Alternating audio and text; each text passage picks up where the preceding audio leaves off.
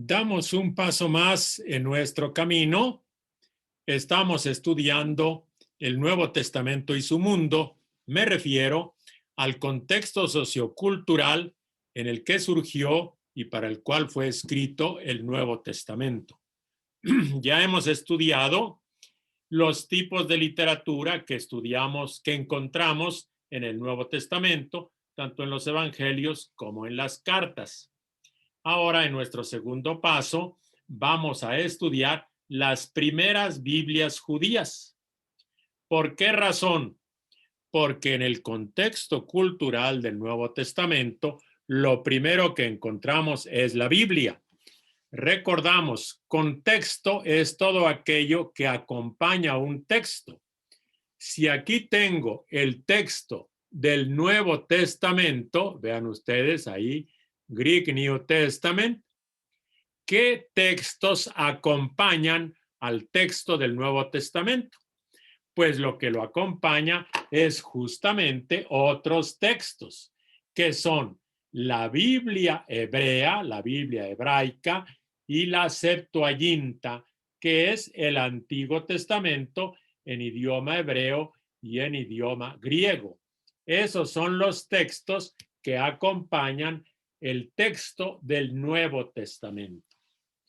Y con esta presentación gráfica y sencilla, quisiera ahora compartirles una pantalla para que aprovechemos nuestros apuntes, sea que los tengan en su computadora, que los tengan en su tableta o también en papel. Vamos a conectar bien esto. Esperamos que podamos ver en nuestros apuntes allí proyectados. Me parece que no es un asunto tan complicado y así entramos en nuestro tema. Vamos a ver precisamente las primeras Biblias judías. Y para el desarrollo de este tema de las primeras Biblias judías, vamos a ver, como ya les dije en forma, diríamos, plástica, ¿verdad? En primer lugar, vamos a ver la Biblia hebrea. Biblia hebrea. Vamos a ponerlo en un colorcito que se note, la Biblia hebrea. Y después vamos a ver la Biblia judía de los 70. El Nuevo Testamento entonces surgió en un momento en que hay unos textos que lo van a acompañar y que son básicos. ¿Cuáles? Pues la Escritura. ¿Cuál era la Escritura? Pues la Biblia. ¿Y cuál Biblia? Ah, esa la tenemos y la teníamos en aquel momento también en dos idiomas, uno en hebreo y una traducción en griego. Vamos a ver entonces, en primer lugar, la Biblia hebrea. Y primero aludiremos a un camino hacia un texto unificado. Y después veremos los 39 libros de la Biblia hebrea y luego veremos cuál es la actitud de los cristianos ante la Biblia hebrea. Entramos entonces en el primer punto, el camino hacia un texto unificado. Lo primero que quisiera yo que notáramos es que el texto hebreo del Antiguo Testamento, o sea, el texto hebreo de la Biblia, no siempre existió y cuando comenzó a existir no existió en su forma completa. Vamos a ver que la lista completa de la Biblia hebrea, o sea, de los libros del Antiguo Testamento, fue resultado de un largo proceso. Por eso hablamos aquí de un camino un tanto largo para llegar a la Biblia hebrea. Y cuando ya más o menos estuvo completo ese texto, cuando ya estaban todos los libros, fue precisamente entre los años 70 y 135. Todos están de acuerdo que fue entre las dos guerras judías contra Roma, porque los judíos se sublevaron contra Roma dos veces, en el año 66-70, Primera Guerra, y en el año 135, Segunda Guerra contra Roma. Y justamente después de la Primera Guerra, los judíos trataron de reorganizarse y para reorganizarse tuvieron que hacerlo precisamente fundamentando su identidad en la lista completa de sus libros de la Biblia. Y así tenían un elemento normativo para todos ellos que normara su fe.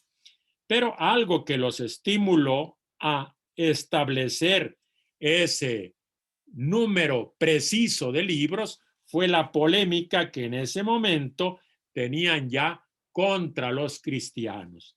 Y curiosamente, en su ajuste de los libros de la Biblia, pues lógicamente sacaron algunos libros que los cristianos utilizaban. Por lo menos vamos a poner aquí 7 libros lo sacaron de la lista que normalmente existía. Pero vamos a comenzar repasando ese camino que tiene las siguientes etapas que más o menos se rastrean en la Biblia. Una primera etapa importante, momento importante, es la época de Esdras. Otro momento importante fue cuando el libro del Siráside o del Eclesiástico fue traducido al griego y el traductor elaboró un prólogo. Allí en ese prólogo hay una referencia clara a los libros de la Biblia. Después, otro momento fundamental fue una reunión de rabinos en Jamnia después del año 70.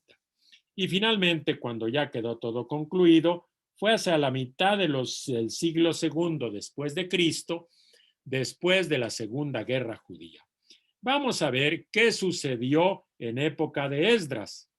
Esdras más o menos por el año 400, o sea, a caballo entre el siglo V y el siglo IV antes de Cristo, Esdras el sacerdote se esforzó para que se tuviera por lo menos completo la Torá o el Pentateuco. Y en ese tiempo, pues, se tiene más o menos la edición concluida, que fue considerada normativa, de lo que llamamos Pentateuco, y en hebreo se le llama la Torá. La época de Esdras, a caballo entre el siglo V y IV por el año 400. Otro momento clave lo encontramos en el prólogo del Siráside, más o menos por el año 132. Y el Siráside nos va a hablar de 3 colecciones de los libros de la Biblia. Los menciona por lo menos 3 veces en su prólogo. ¿Cuáles son esos 3 grupos o colecciones de libros?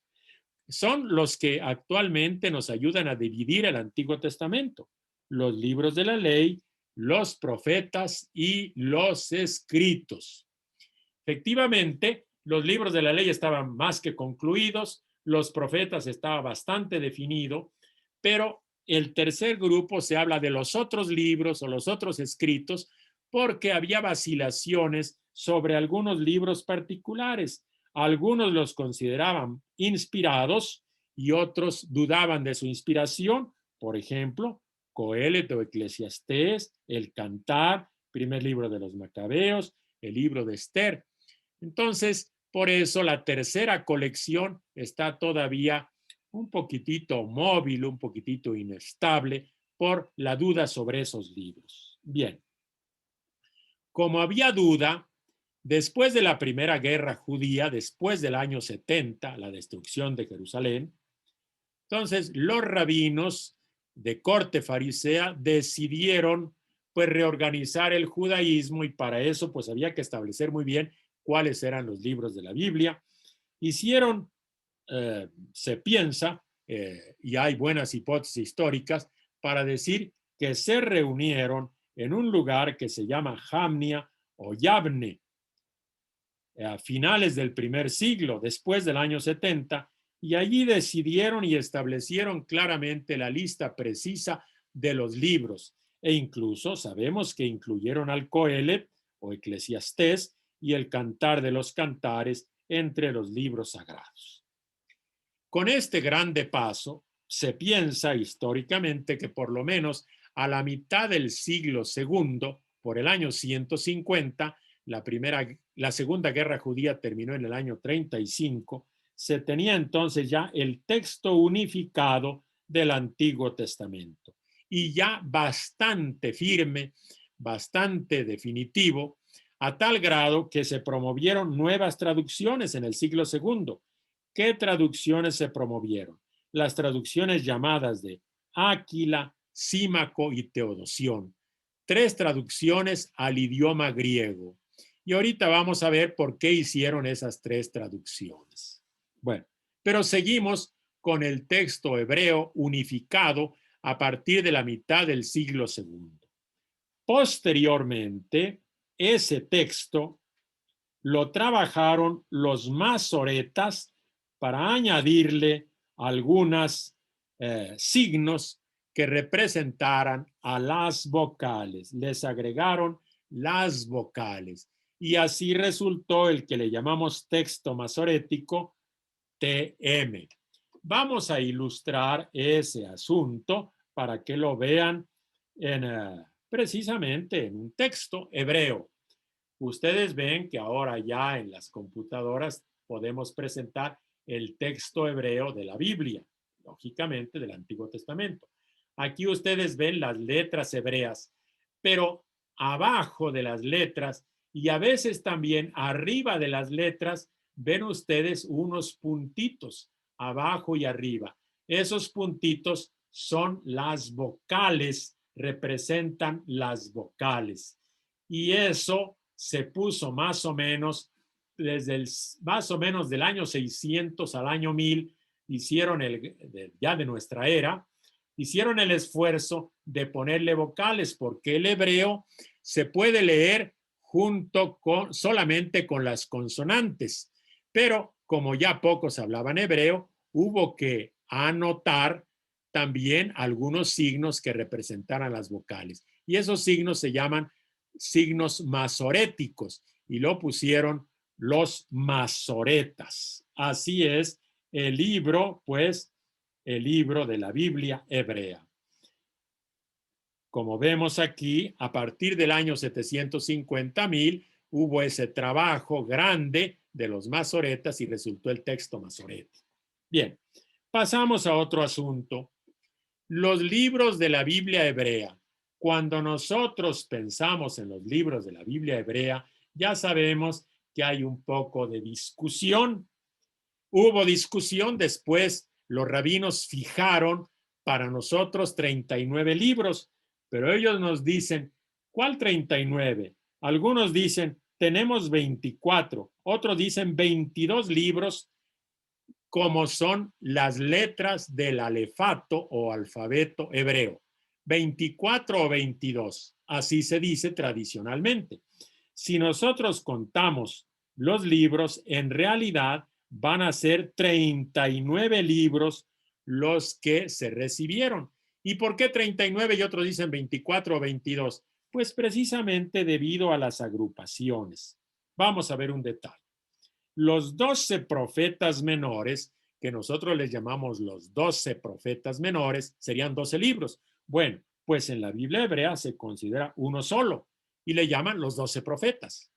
Ahora, otro libro particular es el libro de Ruth y otros libros particulares son los de Lamentaciones y el libro de Baruch. ¿Por qué son particulares?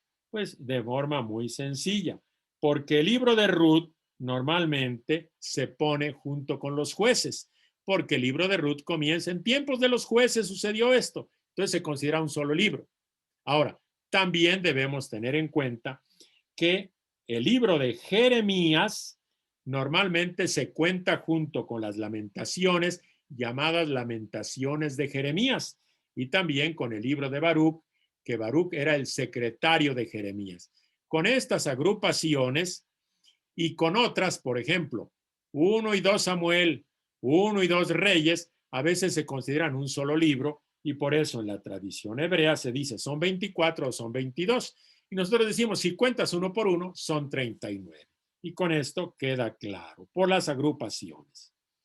Vamos a ver ahora cuál es la actitud de los cristianos ante la Biblia hebrea. Lo diremos de forma muy clara. Cuando nosotros los cristianos encontramos un texto en hebreo, y otra vez se los pongo aquí, ¿qué cosa podemos decir ante el Antiguo Testamento en hebreo? Pues algo muy sencillo. Es la referencia de la fe. El texto hebreo es la referencia de la fe.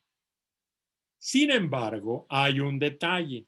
Desde los tiempos apostólicos, desde que Pablo predicaba, por lo tanto, ¿en qué Biblia utilizaba el apóstol Pablo cuando salía a predicar en las zonas de Grecia, por ejemplo? Pues lógicamente los apóstoles utilizaban en esos lugares, los cristianos, para su vida, para su liturgia y para su catequesis, utilizaban una traducción de la Biblia al griego que llamamos la Biblia de los 70. Entonces, el texto hebreo es la referencia de la fe, pero para motivos prácticos, desde los tiempos de los apóstoles, en esos lugares donde no se hablaba hebreo y era ya muy poquitos los que hablaban hebreo, la Biblia que utilizaban era una traducción, la traducción de la Biblia al griego de los 70. Y por eso vamos a decir algo sobre la Biblia judía de los 70. Es una Biblia judía, no es de los cristianos, existía antes de Cristo. Es de los 70. ¿Quién la hizo? Los judíos de Alejandría, más o menos entre los siglos III y II antes de Cristo, tradujeron la Biblia al griego. Es una traducción al griego. Y de esta Biblia vamos a ver su origen, vamos a ver también su contenido y sus propósitos. Veremos también el tipo de lenguaje y el estilo literario que tiene. Veremos también por qué los cristianos la estimamos tanto y finalmente cuál fue la actitud de los rabinos ante la Biblia de los 70. Vamos a ir punto por punto. Entonces, la Biblia griega de los 70 es una traducción de la Biblia hebrea del hebreo al griego. Es una traducción hecha en Alejandría. Sobre su origen tenemos dos versiones, una legendaria y otra versión histórica. Una versión legendaria y una versión histórica. ¿Cuál es la versión legendaria? La que encontramos en un libro judío que se llama la Carta de Aristeas, que es más o menos ahí poco antes de Cristo. Y ahí se cuenta que 72 sabios judíos, 6 de cada una de las tribus, 6 por 12, 72, fueron invitados a Egipto por el faraón de entonces para elaborar una copia de la Biblia hebrea para la biblioteca de Alejandría. Esa Biblia se conoce con el nombre latino Septuaginta, porque Septuaginta es 70 en español. Y su sigla, la sigla es precisamente en número romano 70. Ese es el origen legendario. Históricamente, ¿qué cosa es lo que normalmente se suele decir? Que es muy probable que en la época de los Ptolomeos, los judíos que vivían en Alejandría, en la diáspora de Alejandría, hayan hecho diversas traducciones, unas parciales y otras completas de la Biblia. Naturalmente, pensamos y se supone que comenzaron con la Torá, con el Pentateuco, ¿verdad? Ahora, tenemos que decir en honor a la verdad que no era una obra unitaria, o sea, que variaban mucho esa traducción. Ni siquiera había una lista fija de los libros. Además, existen numerosos manuscritos de esa traducción. Quisiera remarcar esto. Hay numerosos manuscritos que no siempre coinciden, presentan diferencias en rigor, diferencias en estilo. Pero en el fondo es una traducción o muchas traducciones hechas al griego, de las cuales poco a poco se ha ido construyendo el texto griego de esa Biblia.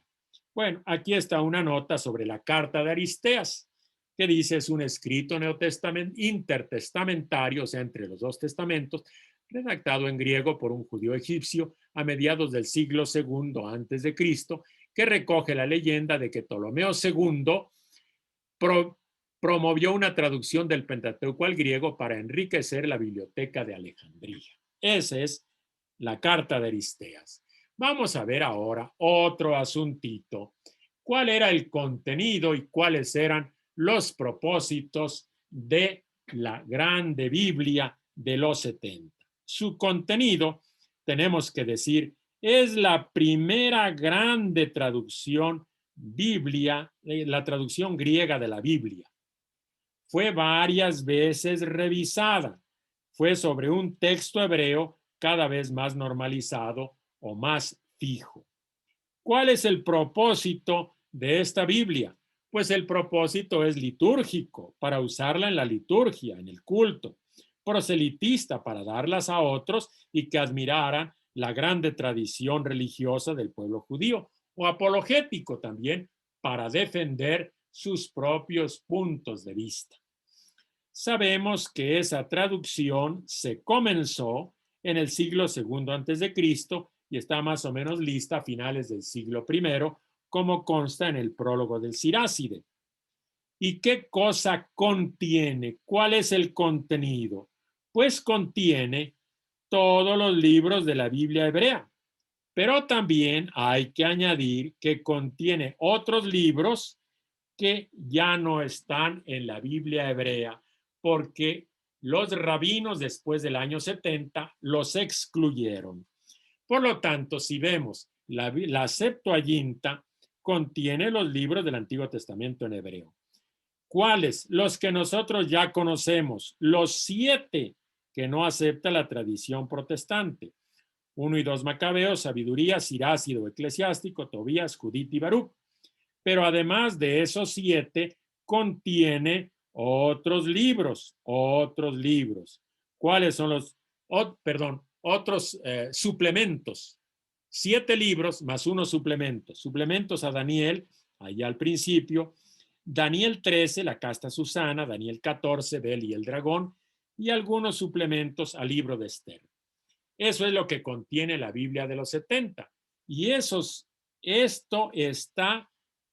todo esto está en la Biblia católica, pero también la Biblia de los 70 tiene estos otros libros que serían 1 Esdras, 3 Macabeos, 4 Macabeos, Odas de Salomón, Salmos de Salomón, que no están incluidos en la Biblia católica. Pero estos 7 sin duda están incluidos en la Biblia católica. ¿Cuál es el lenguaje de la Biblia y en qué estilo literario está escrita esa traducción griega? Bueno, utilizó obviamente un florido lenguaje alejandrino. Alejandría era una ciudad de mucha cultura, entonces utilizaba un griego muy bonito, fundada por Alejandro el Grande, conquistador del imperio griego. Entonces, hablaban un florido lenguaje. Y además, en la traducción añadieron glosas, a veces para de traducciones arameas o lo que sea, añadiendo algunas explicaciones.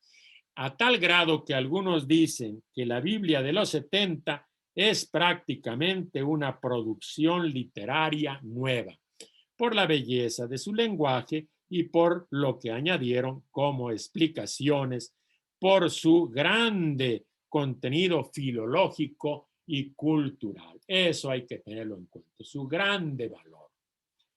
Es curioso que muchos pasajes, o por lo menos algunos pasajes de la Biblia de los 70, incluso están emparentados con unos manuscritos muy antiguos de la Biblia hebrea, manuscritos muy antiguos como los que aparecen en Qumran y otros incluso todavía un poco más antiguos, sobre todo sin duda más antiguos que el texto masorético estándar. Y serían textos antiguos posteriores al siglo V antes de Cristo. Entonces, la Biblia de los 70 tiene también un grande valor desde ese punto de vista. Ahora, ¿por qué los cristianos le tenemos un singular aprecio? En primer lugar, porque es un hecho pionero de la cultura, de una traducción muy utilizada por muchos creyentes. es la traducción más griega, más importante de la Biblia. Y sobre todo para los cristianos es importante por el uso intensivo que hicieron los cristianos. Muy estimada por los cristianos, desde el punto de vista teológico, desde el punto de vista cultural, literario y teológico. Bueno, era tan importante para los cristianos que en el siglo II después de Cristo, esa Biblia griega de los 70 fue traducida al latín y el resultado fue lo que le llamamos la Vetus Latina o antigua o vieja traducción latina. Y esta Biblia de los 70 fue reconocida por la grande mayoría de los padres de la iglesia. Fue una Biblia muy apreciada y muy reconocida. Tan apreciada que incluso en la liturgia, la numeración de los salmos que se utiliza en la liturgia desde aquella época es la numeración de los 70, porque curiosamente los salmos tienen una numeración en la Biblia hebrea y otra numeración en la Biblia griega, en la traducción, y por eso en sus Biblias ustedes tienen Salmo 51 y después dice 50. 51 es en hebreo y el número menor es la traducción, y es la traducción griega. Y esa numeración de los salmos está tomada de esa Biblia. Tan apreciada en la comunidad cristiana que el Concilio de Trento definió incluir definitivamente los 7 libros y los fragmentos que se tomaron de los 70, los incluyó Trento entre los libros sagrados para que nunca se discutiera. Siempre se leían, siempre se utilizaban, pero en ese momento se definió dogmáticamente. Incluso habrá que decir que los cristianos de la Iglesia ortodoxa de Oriente, los ortodoxos, para ellos, normalmente de Constantinopla, pues la Biblia de referencia, sobre todo en la liturgia, pues es esa traducción de los 70. Eso nos ha de quedar claro. Y con esto entonces vamos a hacer un pequeño resumen sobre la Biblia griega de los 70. Es una obra pionera en la historia de la cultura, es la primera gran traducción de la Biblia, fue usada por los primeros misioneros cristianos desde el siglo I, fue conocida y citada por los autores del Nuevo Testamento, esto es importante, conocida y citada por los autores. Contiene los 7 libros del Antiguo Testamento que nunca reconocieron los rabinos, fue el texto base de la vieja traducción latina y es la base de la numeración litúrgica de los salmos. Y ahora vamos a ver un detalle particular y con esto concluimos. ¿Qué opinaron los rabinos de los siglos II en adelante de la Biblia de los 70? Bueno, pues después de su reunión de Jamnia a finales del siglo I, los rabinos comenzaron a rechazar esa Biblia judía de los 70, precristiana, hecha en Alejandría. Comenzaron a rechazarla. ¿Por qué? Porque la utilizaban los cristianos y por lo tanto para argumentar contra los cristianos rechazaron esta traducción, que era una Biblia judía que los cristianos habían hecho suya, porque los cristianos, pues la grande mayoría no entendía el hebreo. Ahora, los rabinos entonces comenzaron a elaborar otras traducciones griegas de la Biblia. Aquí vamos a elaboraron otras traducciones y comenzaron a despreciar a la Biblia de los 70, incluso con algunas expresiones infamantes. Bueno, pues todavía más, para conocimiento histórico, hay que señalar que en el siglo XVI, en la discusión con la Reforma protestante, ¿qué cosa hicieron los protestantes? A los libros del Antiguo Testamento que no están en la Biblia hebrea de los rabinos, ellos los llamaron apócrifos, a esos 7 libros que los católicos sí aceptaban desde siempre, porque los apóstoles los utilizaban, y que el Concilio de Trento definió de fe dogmática. Entonces, los protestantes les llamaron libros apócrifos, y al principio Lutero los puso al final de la Biblia, pero allá por los siglos XVII, XVIII fueron excluidos completamente. ¿Qué significa esto? Que la tradición protestante prefirió obedecer la decisión de los rabinos, le hicieron más caso a los rabinos, que los rabinos tomaron una decisión contra los cristianos de rechazar esos 7 libros, y ellos mostraron que menospreciaban, los protestantes menospreciaban el aprecio de la Iglesia Apostólica por la Biblia de los 70. ¡Qué tragedia! Los protestantes aprueban lo que hacen los rabinos y rechazan lo que hizo la Iglesia Apostólica y 15 siglos de la Iglesia. Bueno, son cosas que suceden. Y creo que por esto es suficiente para ver las dos Biblias judías, la Biblia hebrea y su traducción, la Biblia de los 70.